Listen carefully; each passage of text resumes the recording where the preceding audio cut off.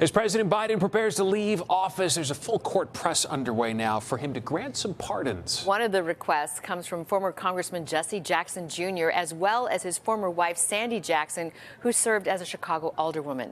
A new letter has been sent to the White House on their behalf by the Reverend Jesse Jackson Sr. Our political reporter, Ahern, joining us now with more on the story. Marianne. Good evening to both of you. Yes, the pardon process is in the spotlight this week after we all learned that President Biden has already pardoned his son, Hunter. Reverend Jackson references Hunter Biden's pardon in his letter to the White House. I was released from prison a decade ago, and I'm still a felon. Former Congressman Jesse Jackson Jr. served 30 months. Federal prison, a halfway house, and home confinement for defrauding his campaign fund.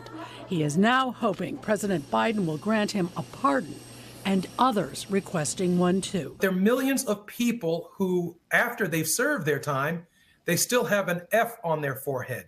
Felon. Jackson's ex-wife, former Alderman Sandy Jackson, who served jail time as well for filing false tax returns. She's also included in this letter sent by Reverend Jesse Jackson to President Biden. Jackson references Hunter Biden, noting, quote, like Hunter, federal investigations begin in one place and always conclude somewhere else.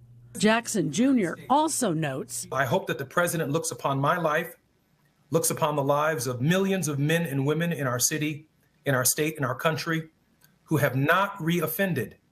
They're not the president's son, but no less their lives are equally as important as the president's son. Takuma Roback is the managing editor of the Chicago Defender. We saw in this past election cycle that a majority of Americans were willing to overlook the president-elect despite his checkered past. The congressman paid the price.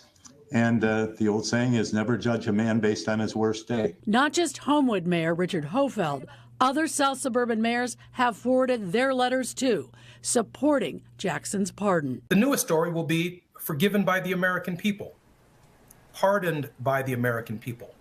That is his past, it is not his future.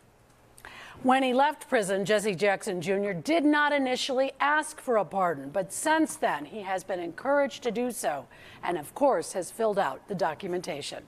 Allison and Stefan. We will see what happens. Marianne Ahern, thank you very much.